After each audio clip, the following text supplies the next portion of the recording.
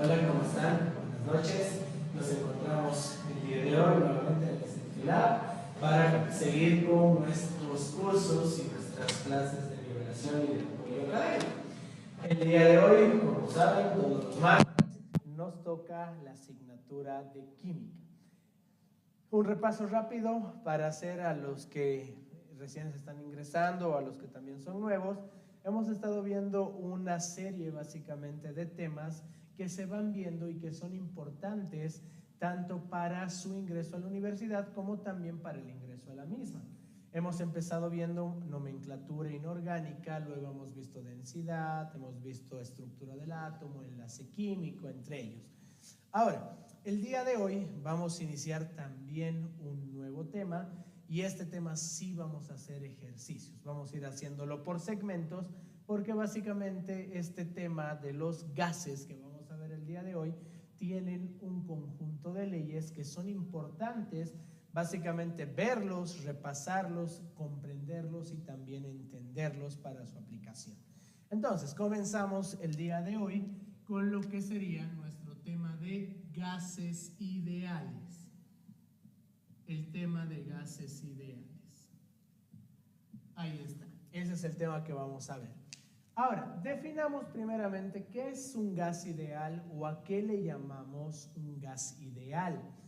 Primeramente, la palabra ideal lo llegamos a asociar con perfecto, ¿ok? Con algo que es perfecto, algo que no tiene errores, pero básicamente dentro de eso, la idealidad no significa como tal perfección, sino que la idealidad es básicamente darle reglas o un conjunto de reglas para que se acomode a nosotros. ¿A qué me refiero con esto? Cuando a alguien le preguntan cómo sería tu auto ideal, por ejemplo, alguien me puede decir que su auto tal vez sea rojo, que sea, digamos, no sé, un Lamborghini, un Ferrari, un Toyota, lo que sea. Pero cada uno de ustedes, al decir y al preguntarles cuál sería su ideal, cada uno le pone una serie de reglas, una serie, si ustedes quieren, de condiciones para que se acomode a lo que ustedes están buscando. Un gas ideal es de la misma forma. Básicamente un gas ideal o la idealidad que se busca en los gases es darle ciertas o determinadas condiciones para que un gas se comporte de forma ideal. De esa manera. En cuestión a los libros, ¿cómo define un gas ideal? Algunos de estos libros, como gas ideal, define básicamente al gas ideal como los gases, son los gases que cumplen las leyes o condiciones de estado. Las leyes o condiciones de estado. A eso le llamamos básicamente gas ideal. ¿Y cuáles son estas leyes o estas condiciones de estado? Básicamente estas leyes o condiciones de estado son las leyes de Gay-Lussac, de Boyle, de Charles, de Avogadro, la ecuación general o ley general de los gases, entre otras. A eso le llamamos básicamente ley de los gases ideales y a eso le llamamos un gas ideal. Se acomoda, si ustedes quieren, bajo esas determinadas condiciones. Pero de forma general, ¿cuáles son las condiciones que se les ha dado o para que se llegue a considerar como gas ideal? En cuestión a esto, podríamos decir que para que exista el comportamiento de un gas ideal, esto se tiene que basar en algo que se conoce como la teoría cinética gaseosa. Como la teoría cinética gaseosa.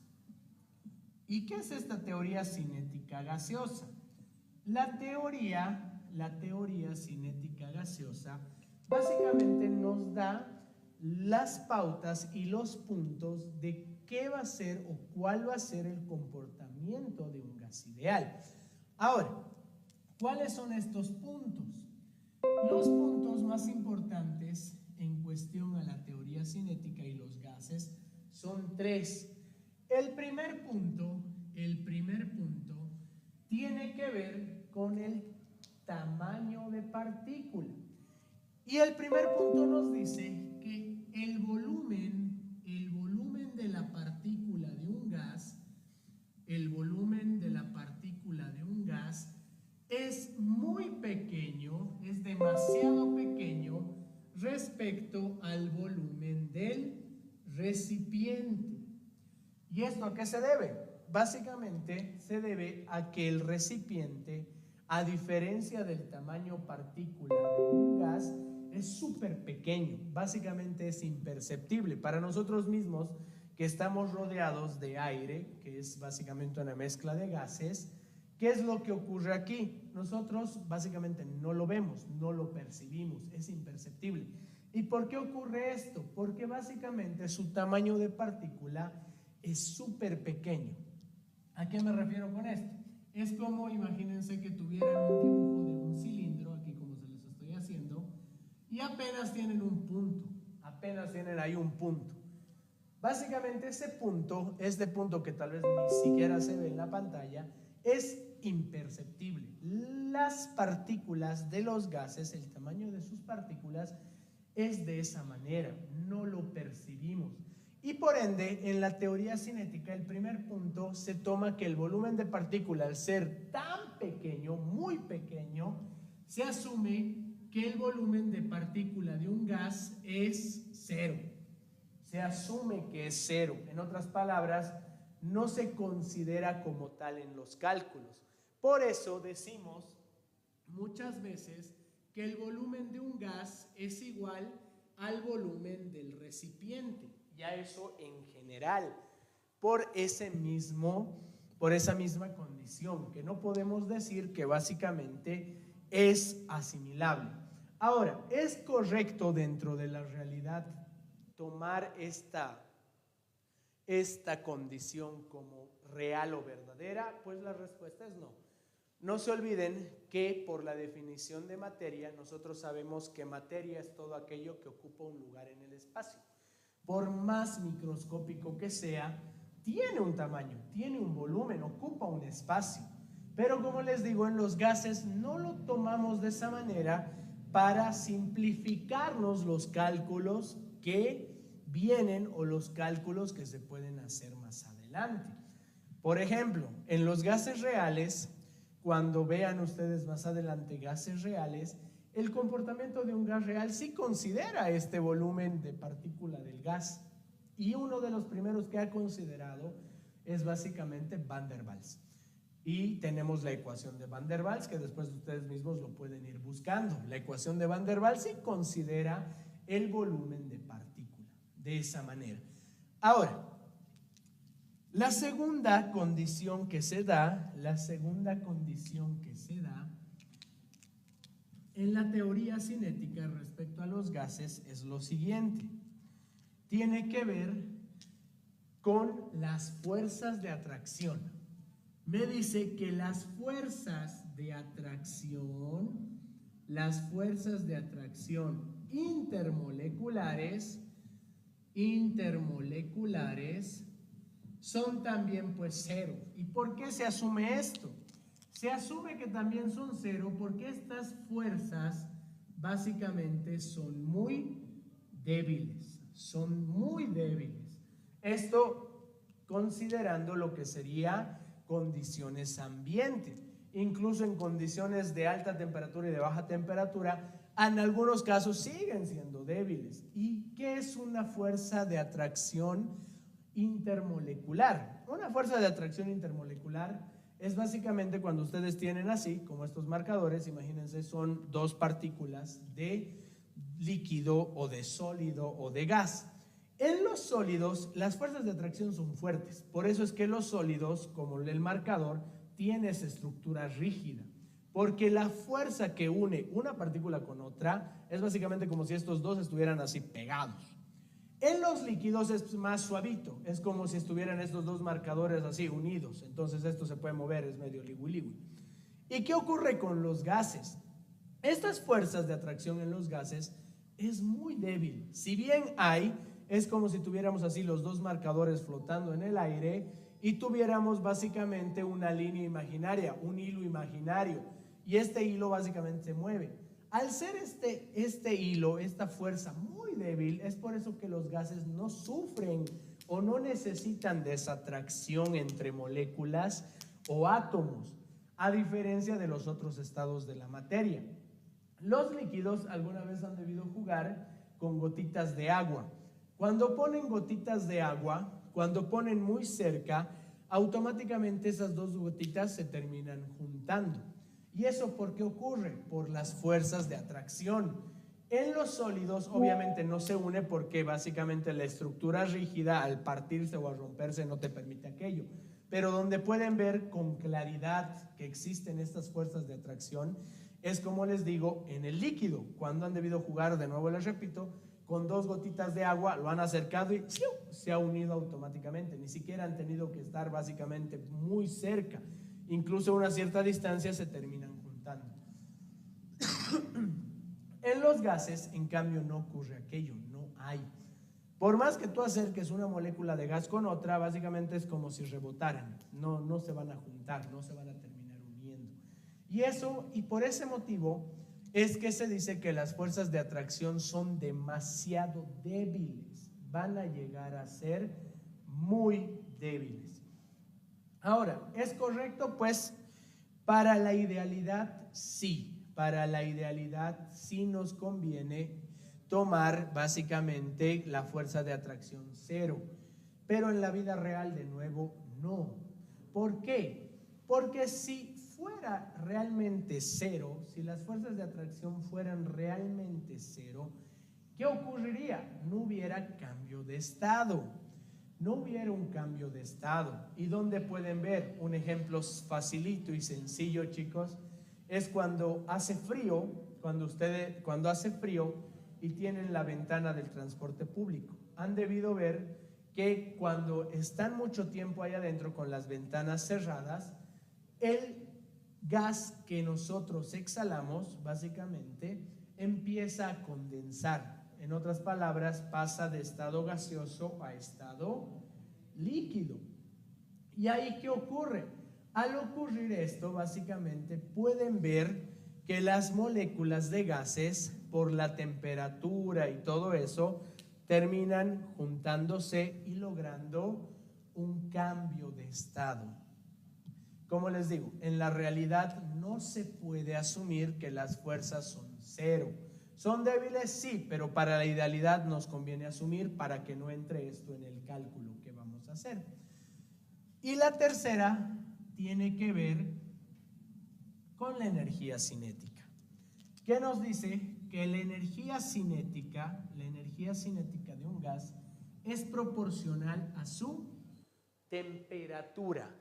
La energía cinética es proporcional a la temperatura. ¿Qué quiere decir esto de aquí? La energía cinética, no se olviden que es básicamente el movimiento. Es básicamente cómo se mueve un cuerpo, es la energía que genera un cuerpo cuando se mueve, cuando andamos en movimiento. A mayor temperatura, esto es lo que significa que a mayor temperatura, mayor es su energía cinética. Y a menor temperatura es menor su energía cinética. ¿Qué quiere decir esto? Cuando ustedes calientan un recipiente, le dan calor, las partículas gaseosas que están ahí adentro básicamente se mueven con mayor violencia. Lo mismo han debido ver cuando están haciendo hervir agua. Cuando está por hervir, incluso han debido ver, empiezan a salir burbujitas. Y cuando ya hierve completamente, las burbujitas básicamente lo hacen con mayor violencia, lo hacen con mayor fuerza, con mayor repetición. ¿Y esto a qué se debe? A esto, a la energía cinética. Mayor energía cinética, mayor temperatura. ¿Qué quiere decir? Que estas moléculas se están moviendo con mayor velocidad, tienen una mayor velocidad, tienen harta energía. Es como personas que hubieran tomado el Red Bull y quieren seguir corriendo, se sienten con mucha energía. Pero ¿qué ocurre al revés? Cuando bajas la temperatura, cuando bajamos la temperatura, la energía cinética también disminuye. También va a disminuir la energía cinética. ¿Y esto a qué se debe? A lo mismo. Las moléculas, al tener poca energía, no se van a querer mover, no van a querer fluctuar, no van a estar sino estáticos. Es como nosotros, cuando nos hace frío, preferimos estar abrigados en nuestra camita y echados. ¿Por qué? Por esto mismo, menor energía, menor temperatura, menor energía cinética. Y eso es lo que llega a ocurrir lo mismo con las partículas, aunque nosotros no lo vemos bien. Ahora vamos a ver las leyes. Esto, como les digo, es clave porque en ninguna de las ecuaciones de las leyes se observa o se contempla estos dos parámetros. La energía cinética sí, y lo vamos a ver más adelante en la ley de Graham. Pero estas de acá, como les digo, no se llegan a contemplar. Cuando estudien gases reales en la universidad, o alguno que tal vez esté viendo gases reales, ahí básicamente está viendo lo que sería todas las condiciones que sí se toman. Y ahí, como les digo, una de las ecuaciones más conocidas es la ecuación de Van der Waals, que es una de las que sí considera y toma en cuenta básicamente el volumen de la partícula y las fuerzas de atracción, que Van der Waals le llama constantes de corrección, le llama. De esa manera. Ahora veamos las variables que afectan a un gas ideal o que se consideran en un gas ideal para entrar ya a las leyes.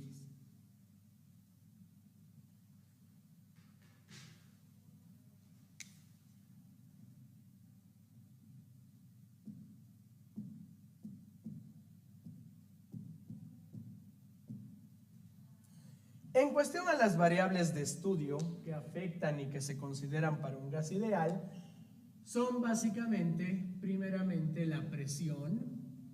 Se considera la presión, que lo vamos a simbolizar con P, la temperatura, que lo vamos a simbolizar con T mayúscula. Luego tenemos el volumen, que lo vamos a simbolizar con B mayúscula. Y tenemos por último lo que serían los moles. Moles como tal no está bien dicho, tendríamos que decir cantidad de sustancia, pero por practicidad le vamos a decir moles, que lo vamos a simbolizar con la letra N. Estas cuatro variables son las más utilizadas y las que afectan de forma directa al comportamiento de un gas. Directamente estas cuatro van a afectar al comportamiento de un gas ideal. Ahora, ¿puede haber otras? Sí, puede haber la densidad, que vamos a ver después cómo se relaciona, y también tenemos la velocidad, que ya les he dicho que tiene que estar relacionada con la energía cinética. Ahora, en cuestión a las leyes, en aquí pues hay varias. Yo lo divido en dos grupos de leyes, lo divido en dos tipos. El primer grupo, y el que vamos a ver el día de hoy, son las leyes con cambio de condiciones.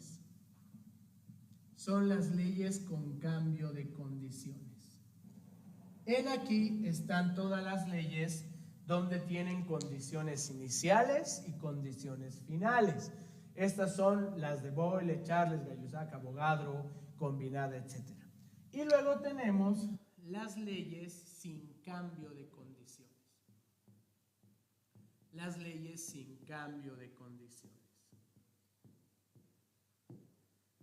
Que es el segundo grupo de leyes, donde aquí tenemos las leyes de Dalton, la ley de Graham, la ley o ecuación general del gas ideal. Esas tres y ley de Amagat en algunos casos. Estos dos grupos son los grupos más importantes de leyes que básicamente se estudian y que básicamente afectan y se ve cómo afectan al gas ideal. Vamos a empezar entonces por la primera o el primer conjunto de leyes.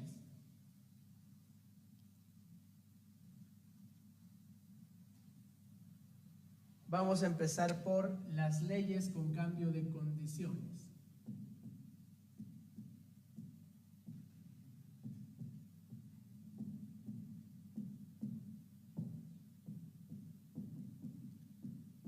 La primera ley con cambio de condiciones es lo que conocemos como la ley de Boyle. La ley de Boyle. La ley de Boyle, básicamente hay ciertas consideraciones que tenemos que ver. Ahora pueden ver, enseguida van a ver lo que sería la imagen 1 de la ley de Boyle. Ahí ahorita van a ver ahí abajito para compartir la imagen 1. En la ley de Boyle, si ustedes pueden ver ahí, pueden ver el recipiente cilíndrico y cómo básicamente el volumen y la presión, esas dos, son las que se están modificando. ¿Qué quiere decir esto y por qué? Vamos a dejar ahí un poquito para que luego terminemos de explicar. En la ley de Boyle se considera primeramente la temperatura constante. Se considera la temperatura constante. ¿Qué quiere decir constante? Que no cambia, no va a variar. Eso significa constante. Y como consecuencia a esta temperatura constante, la presión es inversamente proporcional al volumen. Y eso es lo que están viendo en su imagen. Si hay más presión, fíjense cómo hay más presión, el émbolo, fíjense cómo está abajo, el volumen es más poquito, ha disminuido. Pero si el émbolo está más arriba, básicamente significa menos presión y el volumen también ha aumentado. Hay un mayor aumento de su volumen, como pueden ver en la imagen. Ahora, de aquí, ¿cómo sale la ecuación básicamente de Boyle? No se olviden que en matemáticas, para convertir una proporción en igualdad, tiene que haber una constante. Y aquí nos añade el R, cuidado que se confundan, no estamos viendo todavía eso. La constante que se añade acá es básicamente una constante K cualquiera. Y esta constante K básicamente es invariable. ¿Qué quiere decir esto? Básicamente esa constante K no puede variar. Y básicamente Boyle, cuando estudió a temperatura constante, se dio cuenta que ese valor, a medida que él cambiaba las presiones, los volúmenes también disminuían o aumentaban, lógicamente, este valor se mantenía igual. Y de ahí sale la primera ecuación. La ecuación de Boyle, de ahí sale que va a ser presión 1 por volumen 1 es igual a presión 2 por volumen 2. Y de ahí es donde digo que tiene cambio de condiciones, donde las condiciones 1 serían las condiciones iniciales y las condiciones 2 serían las condiciones finales. De esa manera. Y esta es la relación y la ecuación de Boyle, o de un proceso gaseoso o de un gas sometido a un proceso de temperatura constante. Ahora, a esto también, por si acaso, a esto de acá se le llama también, básicamente a la ecuación de Boyle, es la ecuación que está en un proceso isotérmico. Isotérmico. Es lo mismo, para que no se asusten. Iso significa igual y térmico, temperatura. Isotérmico igual temperatura. De esa manera. Ahora vamos a pasar a la segunda ley. Vamos a ver ahora la segunda ley.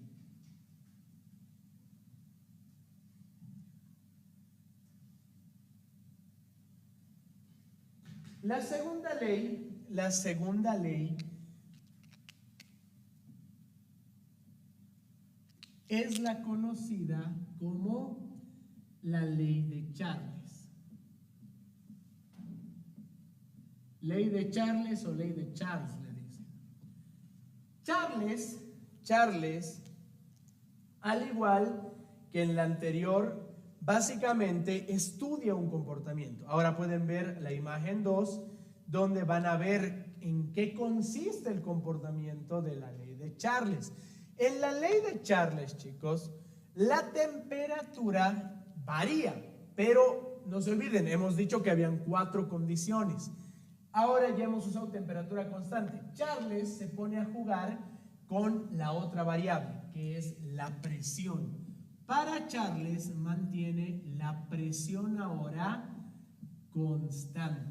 Charles mantiene la presión constante.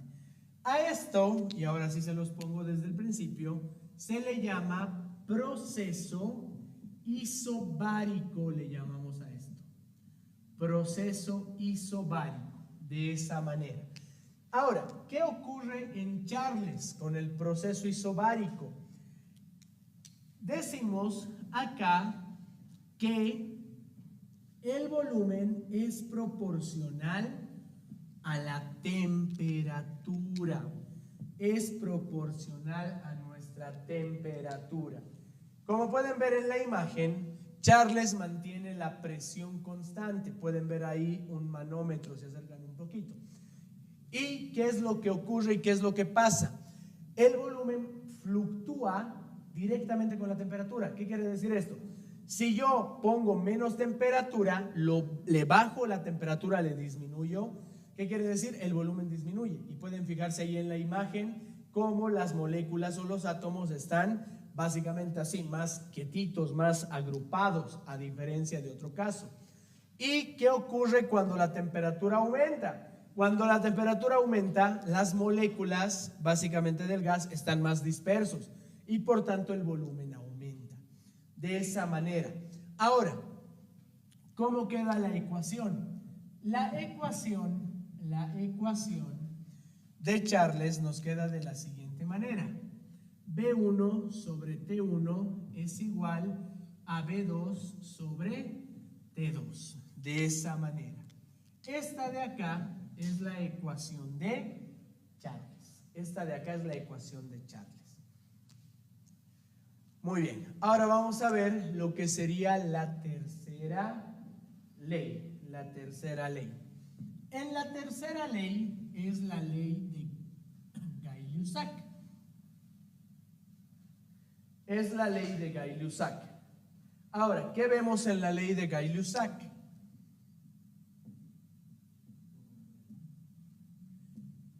En la ley de Gay-Lussac, que es la imagen que también están viendo a continuación, ¿qué es lo que ocurre?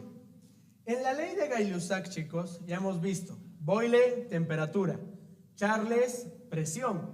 Gay-Lussac va y ahora juega con la otra variable. La otra variable es el volumen. Ahora Gay-Lussac mantiene el volumen constante.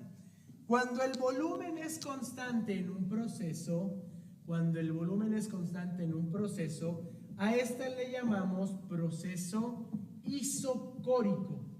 Ese es su nombre, proceso isocórico.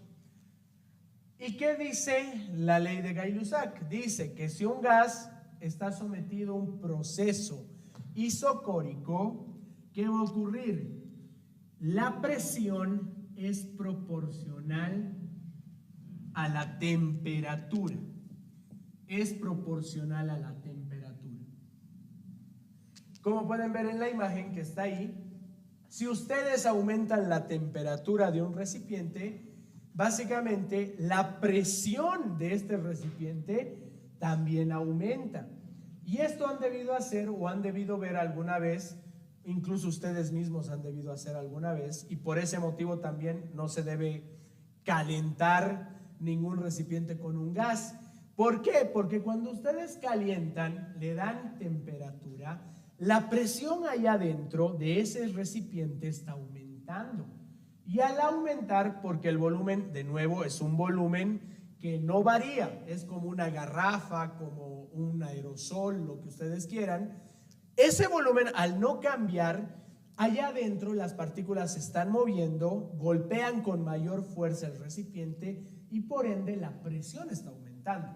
Y por ese motivo es que si ustedes calientan de más, cualquier equipo o recipiente que tenga un gas, este explota, va a llegar a explotar. En cambio, cuando ustedes se enfrían, bajan la temperatura, la presión también disminuye. Y esto ya hemos hablado porque las moléculas dejan también de moverse.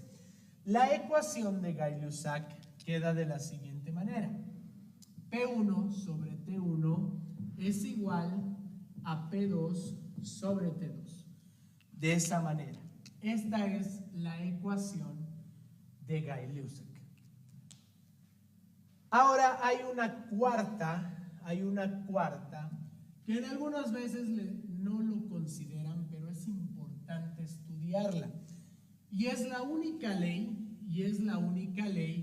que básicamente considera un sistema abierto. Hasta aquí, si se han dado cuenta en cada imagen que también han ido viendo, los moles no cambiaban. ¿Por qué no cambiaban? Tal vez alguno se ha preguntado eso. ¿Qué ha ocurrido con los moles? Tal vez debe decir. Los moles, chicos, no se modificaban o no cambiaban porque el recipiente era un recipiente cerrado. Esa era la característica. El recipiente era cerrado, por ende no se modificaba esto. Por eso es que en ningún caso he puesto los moles. Pero ahora sí viene la cuarta ley, que es la ley de Avogadro. Que van a ver ahora la cuarta imagen ahí enseguida. Esta cuarta, que es la ley de Avogadro, chicos, esta sí considera un sistema abierto. ¿Qué significa un sistema abierto? Un sistema con entradas y salidas. La ley de Avogadro, primeramente, tiene, de nuevo les digo, sistema abierto. ¿Qué significa un sistema abierto? Significa que tiene entradas y salidas. Entradas y salidas. Como pueden ver en la imagen, básicamente hay una entrada al recipiente. El recipiente no es cerrado como en los otros casos. Hay básicamente entradas y hay salidas. Y Avogadro, al tener y considerar esto, también consideró otra cosa. No solo que sea un sistema abierto, sino que Avogadro también llegó a considerar que la presión y la temperatura sean constantes. ¿Qué quiere decir? Ha hecho que sea un sistema isobárico e isotérmico. Ha hecho ambos. Y esto en un sistema abierto y cerrado donde pueden entrar y salir básicamente la cantidad de sustancia, o sea, moles o masa. Para que esto se ubiquen un poquito, chicos, para que lo tengan de idea cómo funciona, esto es básicamente como un globo. Imagínense el globo. El globo funciona como un sistema abierto hasta que ustedes lo amarren. Mientras ustedes dejan la boquilla del globo o tengan la boquilla del globo sin amarrar, funciona como un sistema abierto. ¿Por qué? Ustedes, al soplar, el globo aumenta su volumen. ¿Por qué? Porque han añadido mayor cantidad de aire, o sea, le han metido más masa de aire. Y eso es lo mismo que ustedes están viendo en su imagen. A medida que yo le aumento más gas, el volumen del recipiente va a aumentar. Y a medida que yo pierda, es como el globo cuando lo suelten, el volumen va a disminuir. Por tanto, en la ley de Avogadro, ¿qué queda? Queda que el volumen es proporcional a los moles, a la cantidad de sustancia. Por ende, la ecuación de Avogadro va a ser volumen 1 sobre moles 1 es igual a volumen 2 sobre los moles 2. Y esta de acá es la ecuación de Avogadro, de esa manera. Esta ecuación de Avogadro, como les digo, es muy poco habitual o muy poco utilizada. ¿Por qué? Por estas dos condiciones, presión y temperatura constantes. En la última imagen que van a ver es una imagen de resumen, básicamente de las tres leyes principales que son Boyle, Charles y Gay-Lussac, que pueden ver ahí básicamente esas tres leyes y cómo estas tres les generan básicamente la ecuación combinada. La ecuación combinada no es una ley, por si acaso, cuidado que me digan, es una ley. Le dicen ley combinada, pero la ley combinada básicamente se toma en cuenta en un sistema cerrado, chicos. y donde la presión, la temperatura y el volumen dejan de ser constantes. En otras palabras, varían. Y ustedes pueden ver de nuevo en esa imagen cómo las tres, básicamente ahí tienen las tres principales, Charles, Gay-Lussac y Boyle, para generar en el centro esta ecuación que está ahí. Esta ecuación que está ahí. Ahí está. A esto de acá le llamamos la ecuación combinada. A esto le llamamos la ecuación combinada. ¿Por qué? Porque básicamente, si se dan cuenta, si tapo esto de abajo, tengo Boyle.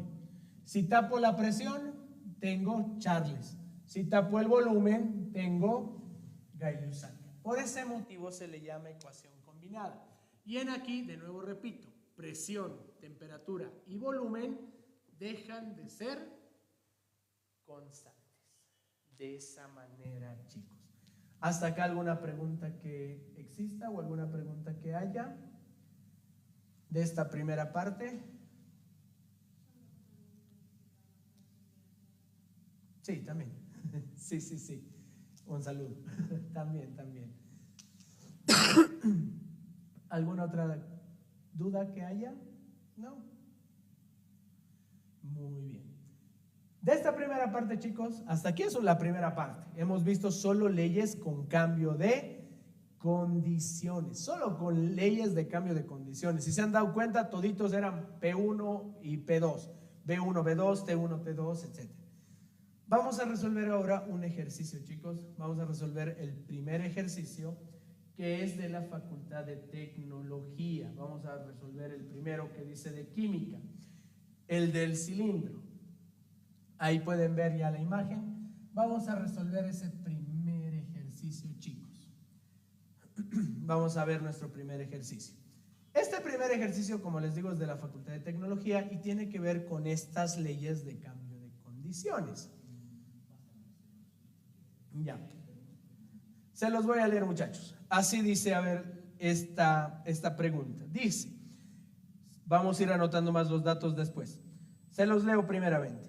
Un cilindro con tapa móvil contiene un gas ideal. Cuando la tapa se encuentra a 20 centímetros de la base, la presión es de 6 atmósferas. Luego nos dice, si la presión disminuye hasta 5 atmósferas, calcule, nos dice, la distancia que sube o baja respecto al nivel donde se encontraba inicialmente la tapa. Suponer el proceso a temperatura constante y les da básicamente la ecuación del volumen de un cilindro. Ahora nos vamos a ir dibujando y vamos a ir haciendo.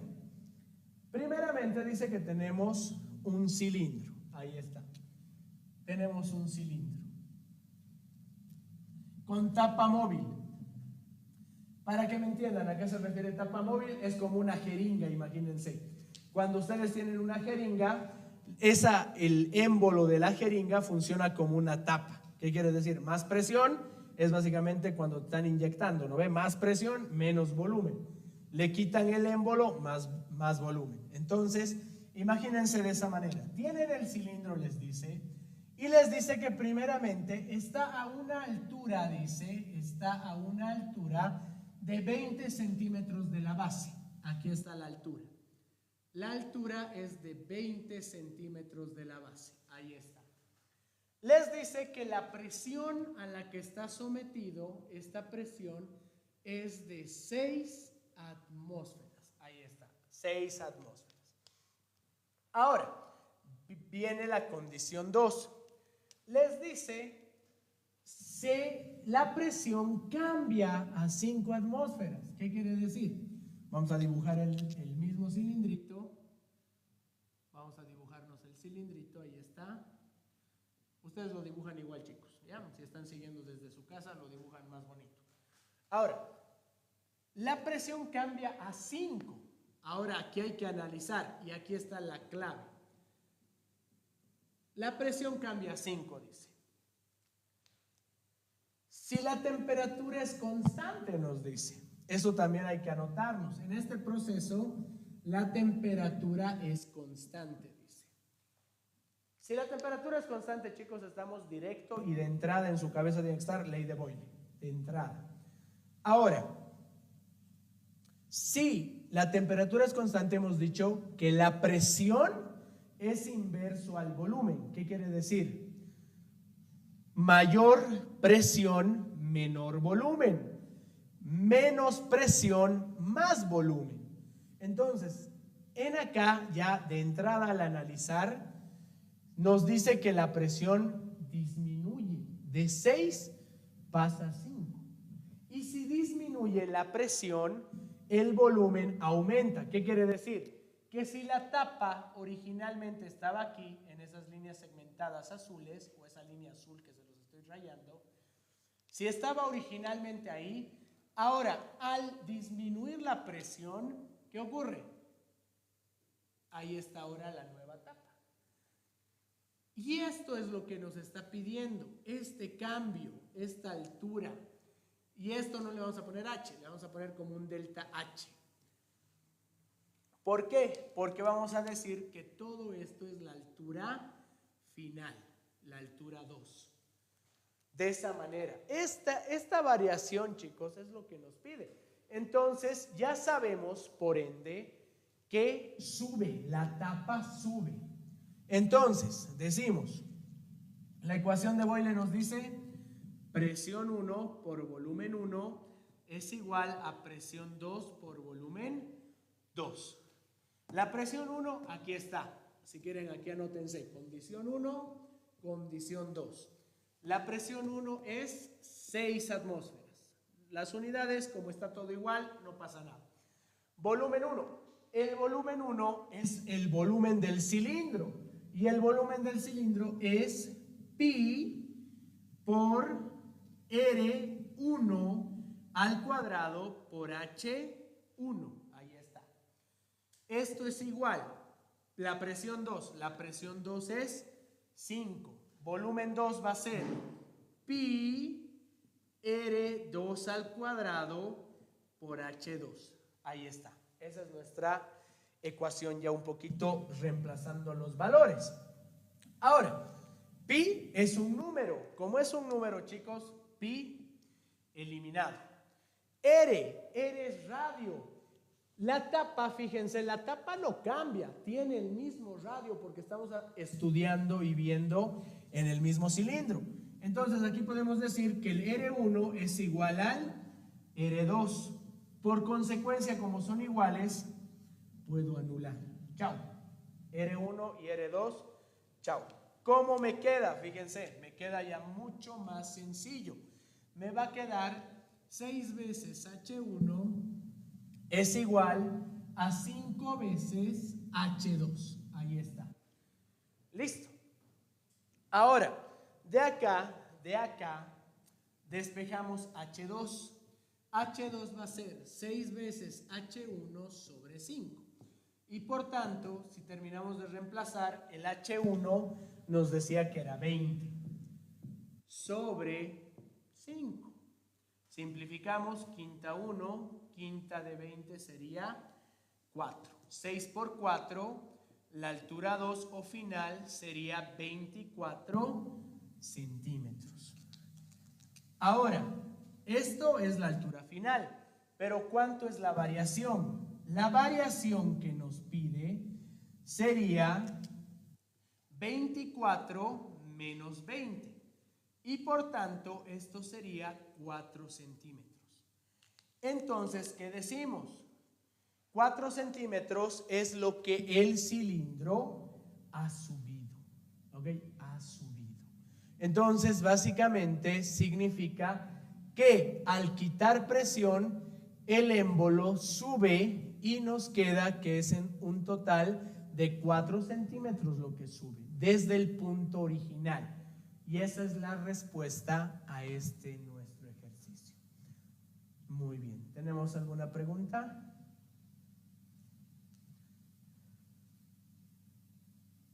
¿No? Muy bien.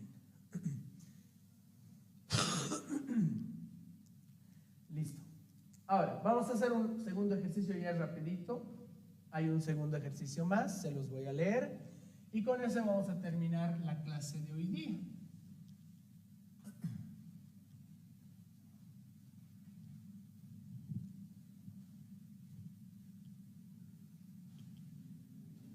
Vamos a ver, se los voy a leer también. La segunda imagen que ahí está apareciendo, tal vez también se ve un poquito medio borroso. A ver, dice así. La segunda imagen dice: al comprimir un gas a 1/3 de su volumen inicial, la diferencia de sus presiones es 8 atmósferas, dice. ¿Cuál será su presión final del gas si el proceso se da isotérmicamente? Como es isotérmicamente, significa temperatura constante. De nuevo estamos en la ley de Boyle. Primero, el gas se comprime, se comprime. ¿Qué quiere decir? Que de forma gráfica, vamos a hacernos de nuevo, de forma gráfica, tal vez estaba aquí la tapita y se ha comprimido. Al comprimir, básicamente la tapita va a estar más abajo. Ahí está. Esta sería la condición 1 y esta sería la condición 2. El volumen inicial aquí le voy a poner B2, B0 o B1 le podemos poner. Se comprime, dice, volvemos a leer, se comprime un gas 1/3 de su volumen inicial. ¿Qué quiere decir? Que el volumen 2 es 1/3 del volumen 1. Se ha comprimido, es menor volumen. Y nos dice que en este cambio el delta de presión, nos dice, es de 8 atmósferas. 8 atmósferas. Entonces, ¿qué significa delta de presión? Significa P2 menos P1. Ahí está. Esos son todos los datos. Como es en un proceso isotérmico, temperatura constante, aplicamos nuevamente ley de Boyle. Presión 1 por volumen 1 es igual a presión 2 por volumen 2. Ahora, de acá, del anterior, que es de las de 8 atmósferas, yo tengo que despejar alguna de las presiones. Y me pide, no se olviden, presión final. Al pedirme presión final, voy a despejar presión 1. Entonces, voy a reemplazar de la ecuación anterior, esta es la ecuación de Boyle, del delta P, aquí me voy a anotar, que era presión 2 menos presión 1 igual a 8, yo voy a despejar P1. P1 pasa al otro lado con más y voy a tener P2 menos 8. Ahí está. Eso es lo que me quedaría. Esto pasa aquí y esto pasa allá y listo. Ahora, reemplazamos directamente. P1 vale P2 menos 8. Por volumen 1 no conozco. Presión 2 no conozco. Volumen 2 sí conocemos, era 1/3, me dice. Volumen 2 era 1/3 del volumen 1. Y fíjense, volumen 1 con volumen 1 se eliminaron. Ni siquiera era necesario recalcular. Entonces, ¿qué me queda? Me queda P2 menos 8 es igual a P2 sobre 3. Este 3 pasamos a multiplicar. Voy a tener 3 por P2 menos 8 es igual a P2. 3 por P2 va a ser 3P2 menos 3 por 8 sería 8 por 3, 24 igual a P2. Reordeno la ecuación, esto pasó con menos, 3 menos 1 sería 2P2 es igual a 24, pasamos a dividir y la presión 2 sería 24 entre 2, 12 atmósferas. Y listo. Así de fácil, chicos, y sencillo resolvemos este ejercicio. Y con esto terminamos el día de hoy. ¿Hay alguna pregunta? Muy bien. Si no hay más preguntas, chicos, si no hay más preguntas, básicamente con esto hemos terminado la primera parte de gases. La segunda parte lo vamos a ver la siguiente semana. Antes de irme, les indico que el día de mañana, chicos, y por estas 2 semanas, el día de mañana y por estas 2 semanas, o sea, esta semana y la semana que viene, aquí en el Instituto INAP vamos a estar resolviendo los ejercicios de los exámenes pasados del PROPE. El día de mañana vamos a hacer lo que sería el examen de química del PROPE primer parcial, el que se tomó el lunes 26 de mayo. ¿Ok? El lunes 26 de mayo. ¿Esto para qué? Pueden también todos ustedes los que nos están siguiendo, para que también puedan ver otros temas un poquito más a profundidad, también para que vean cómo son los ejercicios del PROPE, para que vean también cómo son los ejercicios de la Facultad de Tecnología, por si acaso. Vamos a resolver el propedéutico o los ejercicios del propedéutico de tecnología el día de mañana. Mañana iniciamos con química, así que les espero el día de mañana, chicos, para que puedan ir viendo o repasando algunas cositas. En ese examen entró lo que era análisis porcentual, fórmula empírica, fórmula molecular, que es lo que ha entrado en ese primer parcial. Eso, muchachos, les hago de nuevo la invitación para que todos estos días puedan seguirnos, para que vean la resolución de los ejercicios del propedéutico de tecnología. Vamos a resolver el primer parcial de mediados de año y el último reciente de fin de año. De nuevo les repito, mañana nos vemos para resolver el primer parcial del lunes 26 de mayo, es decir, del propedéutico de mediados del año pasado. Muy bien, chicos, me despido si no hay más preguntas. Les espero el día de mañana para resolver dicho examen. Muy bien, chicos, buenas noches que tengan y nos vemos el día de mañana. Hasta mañana, chicos.